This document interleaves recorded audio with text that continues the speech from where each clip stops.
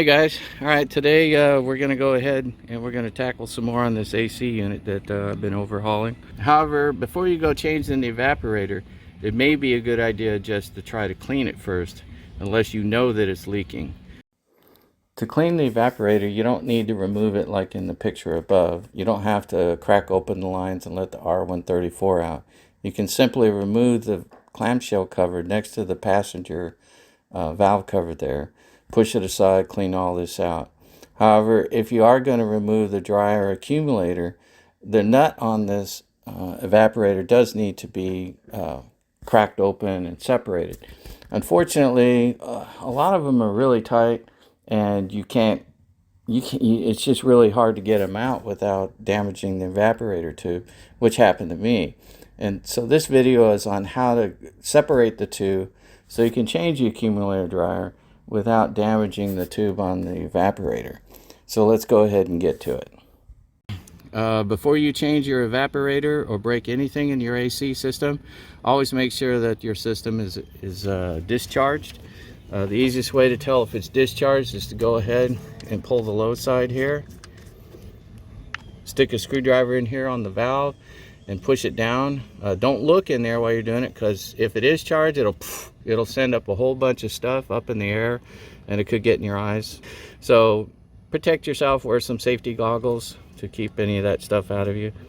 Mechanically, the most important thing you need to get done is when you go to remove this right here, you need to use 2 wrenches. If you just try to turn this off, this pipe right here, which is connected to your evaporator, that's the small radiator inside here that actually gets the pulls the heat out of the cab, makes the inside of the truck cold. If you break that, you'll have to replace that, but you're going to spend several hours changing it. So make sure you use 2 wrenches. So let's go ahead and let's get this off over here. All right, this is the setup that you'll use right here. Nope, don't use this setup, and here's why. Well, you're not going to believe this.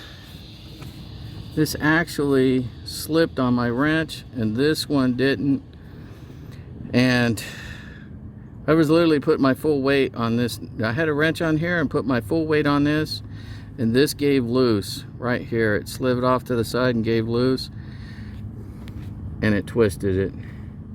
This evaporator is now toast. It is not, basically I don't believe it's repairable. So now I'm going to have to order the evaporator and change it.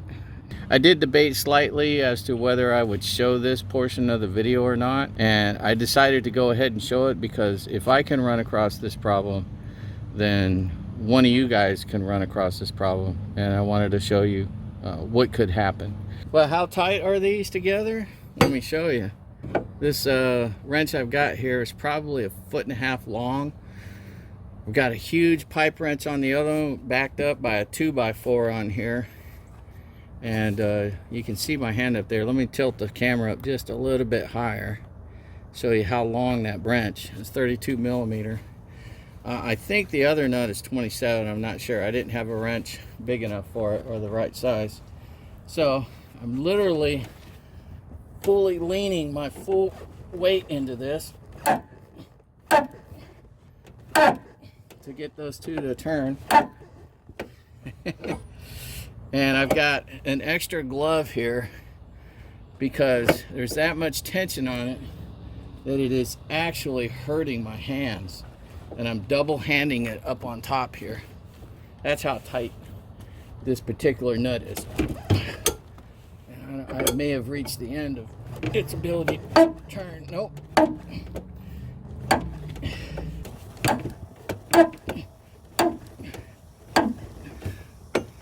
Whew. And it does look like it is turning finally. I'm just dumbfounded. It's like, gee.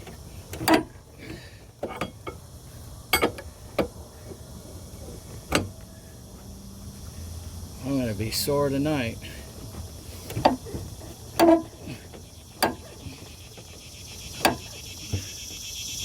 Anyways, I think you guys get the idea how tight these can be sometimes.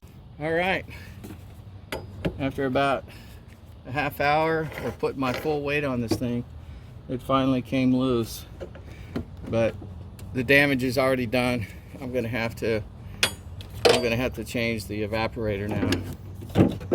I'm just not too happy about it, but you know, there's nothing I can do about it. It is what it is. That's toast. I have never seen anything like this. This is just insane. Look how tight that was on there. It was like almost like somebody JB welded it or something. That's just nuts. So this whole piece right here all the way down inside. Okay. So I'm gonna have to change that piece, this piece, which connects to this, which goes inside this whole assembly in here. I'm gonna have to pull this side off, pull this tube off. But just, oh man. Thanks for stopping by, guys. If you found the video helpful, please give it a thumbs up. If you want to help the channel, please subscribe. If you have any more questions on the AC system on this truck, just drop a comment and I'll answer it as soon as I can. God bless you all and keep Noneya out. Bye.